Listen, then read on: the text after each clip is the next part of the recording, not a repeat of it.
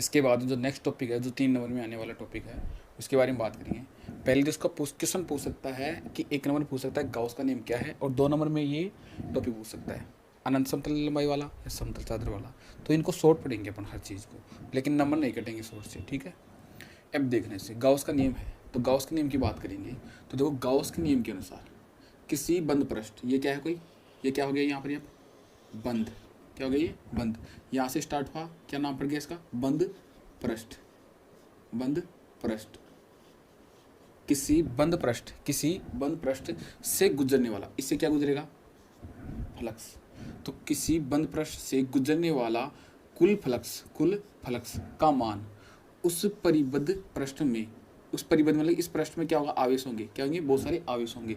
तो उन आवेश का योग क्या होगा, समीशन का 1/ε0 गुणा होता है। ये क्या कहलाता है, गाउस का नियम कहलाता है।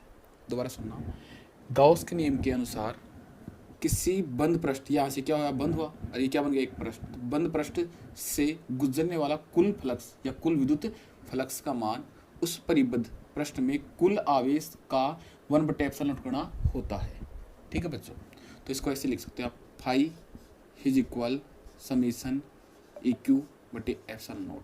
इसको ऐसे भी लिख सकते हो Q/ε0, ठीक है। और एक बात देखना, इसका फाई बराबर एक फॉर्मूला और होता है आपके पास विद्युत फ्लक्स से, फाई इज इक्वल क्या होता है आपके पास, अब देखो बंद पृष्ठ है तो क्या बनेगा यहाँ पर, बंद पृष्ठ के लिए क्लोज सरफेस इंटीग्रेशन। देखो ये यहाँ पर क्या हुआ, क्लोज बंद हो गया पृष्ठ, ये क्या बन गया पृष्ठ, और क्या बन गया इंटीग्रेशन, समाकलन, close surface integration E vector, और क्या हो जाएगा यहाँ पर DS वेक्टर, ठीक है बच्चों। पिछली क्लास में पढ़ा था। अब एक बात देखना, ये तो क्या होता है गाउस का नियम होगा, बस इतना याद रखना है इसमें। अब एक बात देखो, एक 3 पृष्ठ होते हैं, एक तो रेखा पृष्ठ, रेखीय आवेश घनत्व, एक पृष्ठीय आवेश घनत्व, एक आयतन आवेश घनत्व। तो ध्यान रखना, ट्रिक से याद रखना, लेसिरो ये काम आएंगे इन दोनों पृष्ठों में, ठीक है, इसमें और इसमें काम आएंगे। तो देखना लेसिरो, ट्रिक से कैसे याद रखोगे, ट्रिक से याद रखना, लेसिरो, ठीक है बच्चों। लेसिरो, ले यानी क्या होगा यहाँ पर लैम्डा, सी यानी सिग्मा, और रो यानी रो, ठीक है बच्चों। तो इसका जो फॉर्मूला बनेगा, यहाँ पर प्रत्येक में क्यों लगा दो, यहाँ पर क्यों लगा देंगे, क्यों लगा दिया, यहाँ पर भी क्यों लगा दिया, यहाँ पर क्यों लगा दिया, तो यहाँ पर भाग लगा दिया। तो क्या होगा यहाँ पर, पहले क्या होगा लंबाई, पहले क्या होगी लंबाई, फिर क्या होगा पृष्ठ एस सरफेस, और फिर क्या होगा आयतन वॉल्यूम, ठीक है बच्चों। ये दोनों सूत्र काम आएंगे इन दोनों में, ठीक है बच्चों। इसके बारे में बात करेंगे। अब एक बात देखना इसमें, यहाँ पर आपके पास थ्योरी कैसे लिखोगी इसकी, ये क्या लिखोगी यहाँ पर, देखना एक बार। माना एक समान आवेशित अनंत लंबाई का एक सीधा तार है, माना एक समान आवेशित अनंत लंबाई का एक सीधा तार है, जिसका ये क्या है, एक रेखा, तो इसका क्या हो जाएगा, रेखीय आवेश घनत्व, जिसका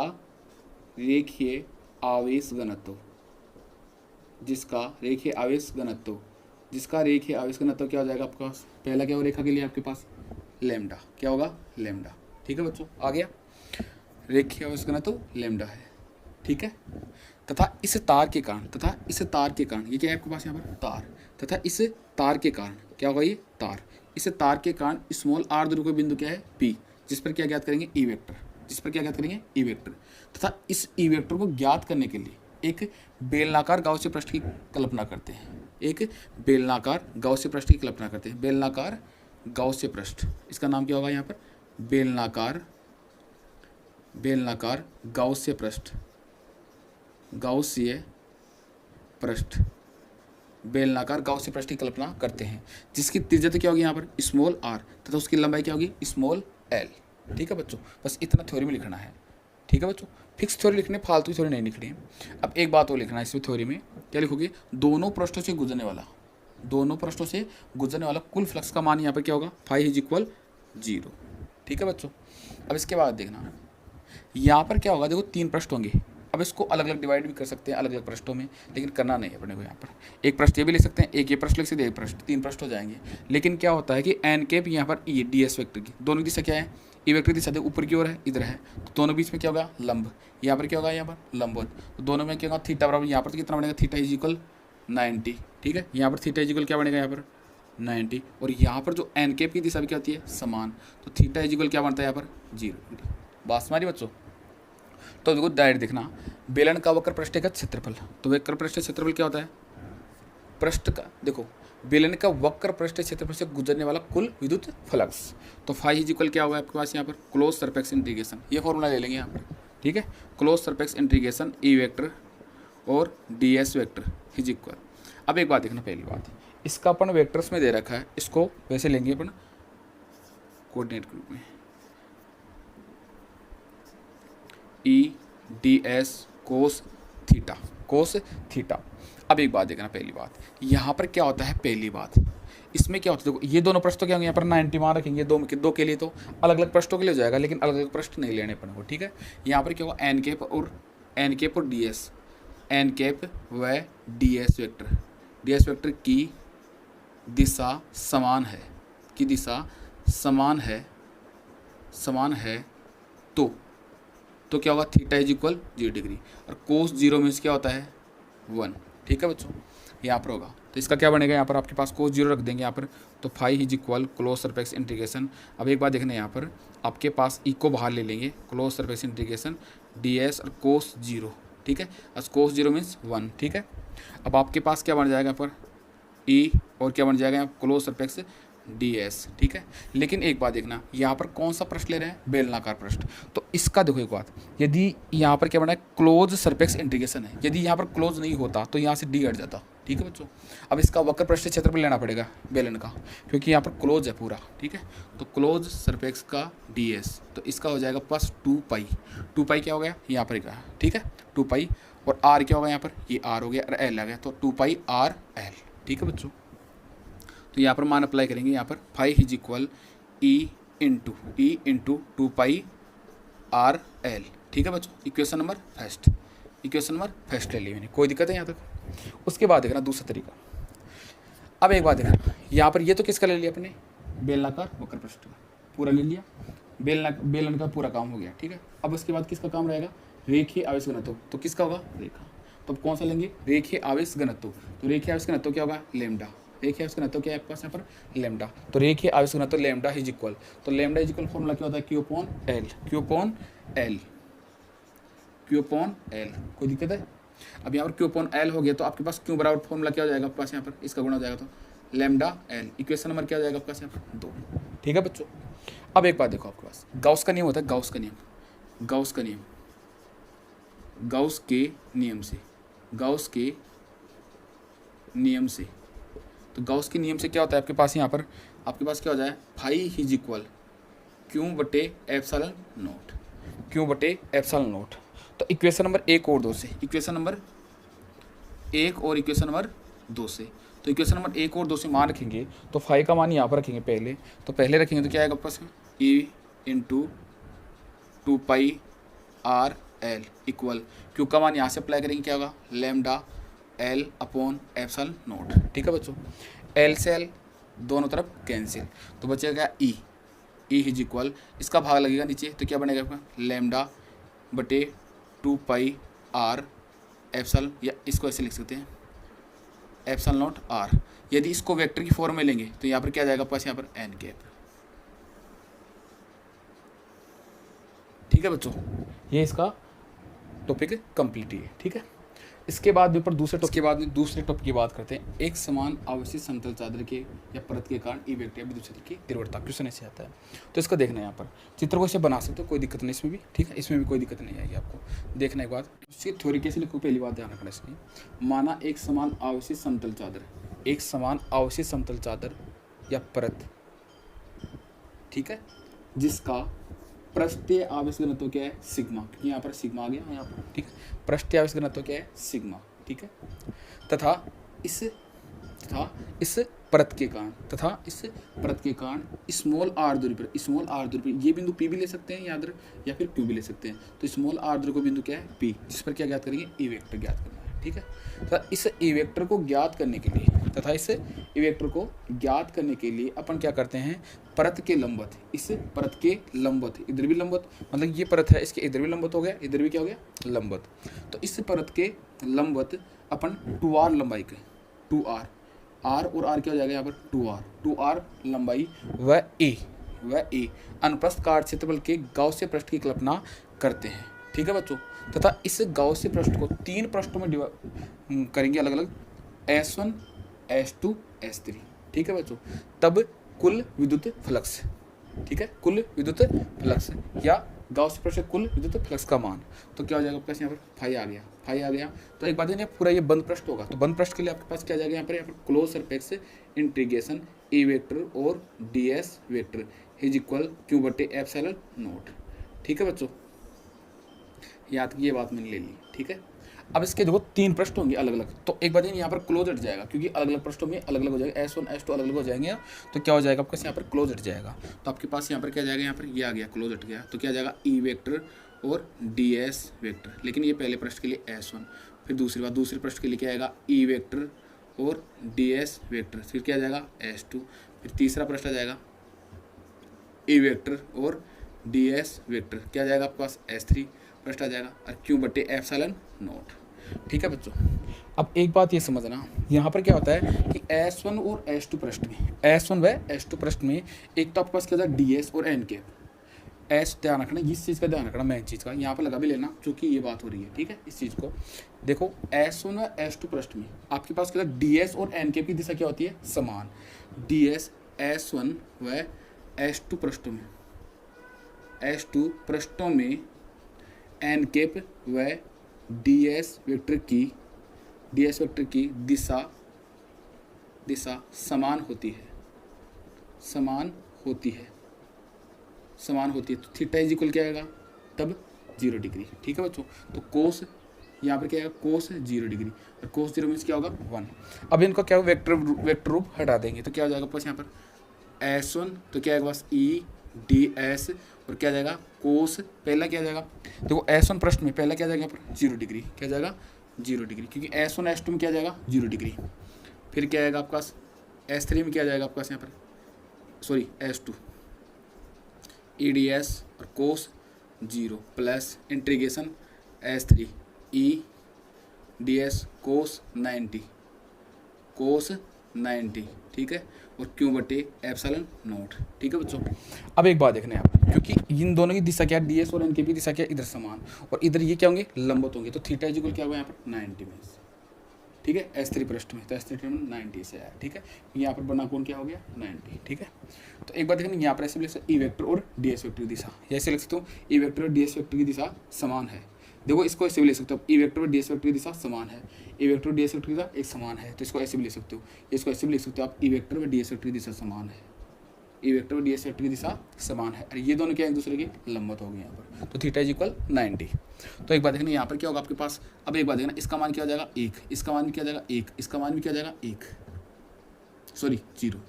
अब एक बात ये देखना क्यों है यहाँ पर, क्यों, तो आपके पास देखो एक फॉर्मूला भी पड़ा था, पृष्ठ आवेश करना था, तो सिग्मा इज इक्वल Q बटे S, तो Q बराबर क्या हो जाएगा आपके पास यहाँ पर सिग्मा S, हो जाएगा नहीं हो जाएगा।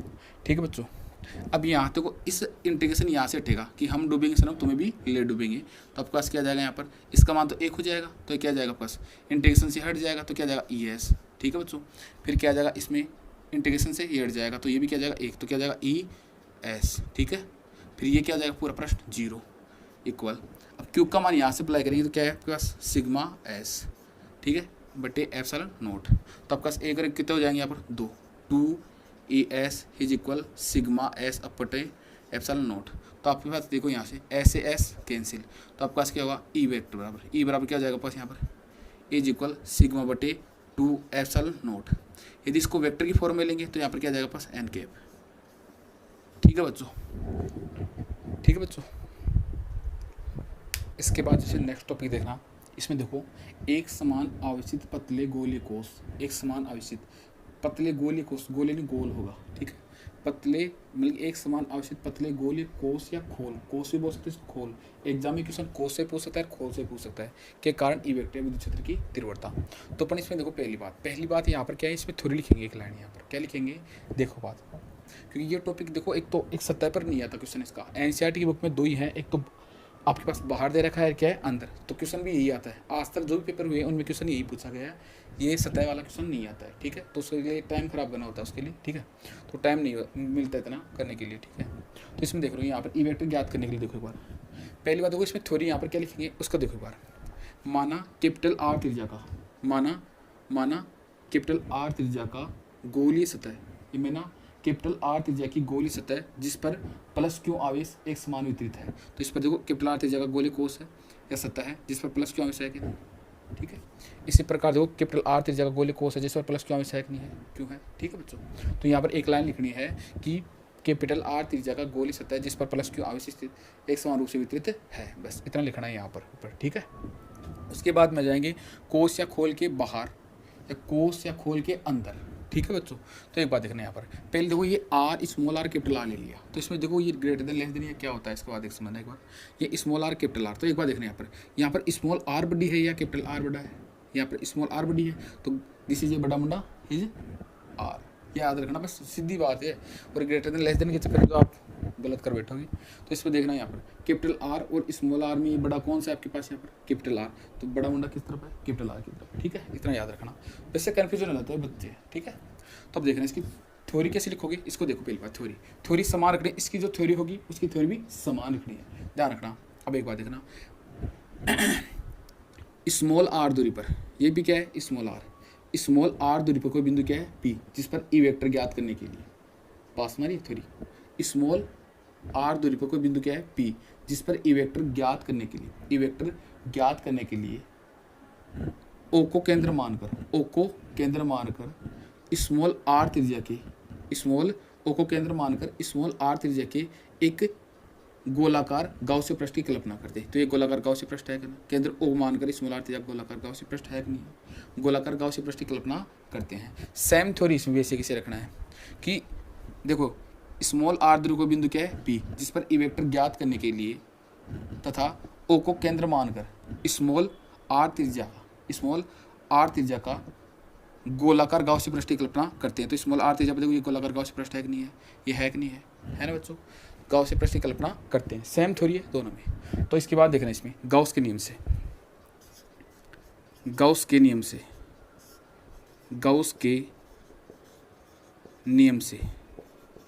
गाउस के नियम से तो क्या हो जाएगा आपके पास, यहाँ पर आपके पास क्या जाएगा phi is equal close surface integration E vector और डी एस वेक्टर, ठीक है बच्चों।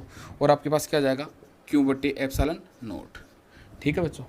अब एक बात देखना यहाँ पर आपके पास क्या होगा, देखो यहाँ पर एक बात देखना यहाँ पर देखो ई वेक्टर और डी एस वेक्टर की दिशा क्या है, एक समान है। तो यहाँ पर क्या होगा बात देखो एक बार, ई वेक्टर व डी एस वेक्टर की दिशा, ई वेक्टर व डी एस वेक्टर की दिशा समान है। तो थीटा इज इक्वल क्या होगा आपका 0, ठीक है। तो कोस 0 आएगा, वही बात है पहले वाली, ठीक है। तो यहाँ पर क्या जाएगा आपका यहाँ पर 1, ठीक है। तो आपके पास इसको देखो वेक्टर फॉर्म को हटा देंगे तो क्लोज सरफेस इंटीग्रेशन आ गया और आपके पास क्या ई डी एस और कोस 0 और क्यू बटे क्या जाएगा आपके पास यहाँ पर एप्सिलॉन नॉट, ठीक है। अब आपके पास इसका मान क्या हो जाएगा 1 और ई को इधर ले आएंगे तो क्या होगा phi E close surface integration और D S is equal Q बटे एप्सिलॉन नॉट, ठीक है बच्चों। अब एक बात देखना यहाँ पर, अब आपके पास गोला है तो वहाँ पर देखो बार बेलन का वक्र पृष्ठीय पड़ा था और यहाँ पर क्या जाएगा गोले का वक्र पृष्ठीय क्षेत्रफल। तो गोले का वक्र पृष्ठीय क्षेत्रफल यदि यहाँ पर क्लोज नहीं होता तो यहाँ से डी हट जाता, यहाँ पर क्लोज है तो डी नहीं हटेगा, ठीक है। यहाँ पर वक्र पृष्ठ का क्षेत्रफल लगेगा तो गोले का वक्र पृष्ठीय क्षेत्रफल क्या हो जाएगा यहाँ पर देखना एक बार 4 पाई आर का स्क्वायर, 4 पाई स्मॉल आर का स्क्वायर, ठीक है बच्चों, इसका बनेगा, ठीक है। ये बन जाएगा पूरा यहाँ पर। तो इसका देखो यहाँ पर अप्लाई करेंगे अपन, ठीक है। तो यहाँ पर अप्लाई करेंगे क्या होगा फाई इज इक्वल, अब एक बार देखना यहाँ पर इसको इसके बराबर रख देंगे तो ई इंटू 4 पाई आर का स्क्वायर इज इक्वल क्यू बटे एप्सिलॉन नॉट, ठीक है बच्चों। अभी यहाँ पर देखो ई इज इक्वल क्या हो जाएगा आपके पास यहाँ पर क्यू बटे 4 पाई एप्सिलॉन नॉट आर का स्क्वायर, ठीक है बच्चों। यदि वेक्टर की फॉर्म में लेंगे तो क्या आएगा आपका यहाँ पर एन कैप, ठीक है बच्चों। ये पहला टॉपिक कंप्लीट है इसके, ठीक है, कोस के खोल के बाहर, ठीक है। अब इसी प्रकार इसके बेस पे देखो थ्योरी सेम की सेम, जो यहाँ तक थ्योरी लिखाई थी मैंने सेम की सेम उसमें लिखनी है, कुछ भी चेंज नहीं करना है, ठीक है बच्चों। गाउस के नियम से बस वही बात आ जाएगी यहाँ पर, गाउस के नियम से होगी बात यहाँ पर फाई इज इक्वल वही बात आ जाएगी, phi is equal close surface integration E vector d S vector और क्यू बटे एप्सिलॉन नॉट, लेकिन इसमें क्या होता है कि जो गोलाकार गाउस पृष्ठ का मान, देखो इसके पृष्ठ के अंदर आवेश का मान क्या होगा यहाँ पर 0, बस सतह पर ये मान, तो आवेश का पृष्ठ के अंदर क्या होगा 0, तो 0 होगा तो क्यू बराबर क्या होगा आपके पास यहाँ पर 0।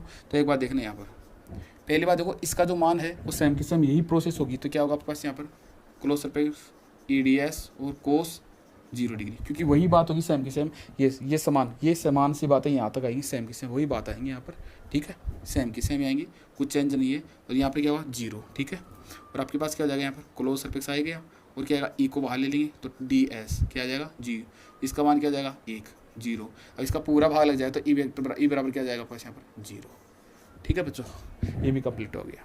ठीक है बच्चों, इस चैप्टर में जो ये टॉपिक है इनसे बाहर एक भी क्वेश्चन नहीं जाएगा। जो ये टॉपिक है इनमें जो मैंने बता दिया इससे एक्स्ट्रा चीज़ लिखनी भी नहीं है, और इस एक्स्ट्रा चीज़ का नंबर मिलेंगे भी नहीं है आपको। ठीक है बच्चों, ये पढ़ लेना, आपके पहले चैप्टर में कोई क्वेश्चन बाहर नहीं जाएगा। अब नेक्स्ट पेपर के चैप्टर के अपन प्रिपरेशन कराएंगे। ठीक है।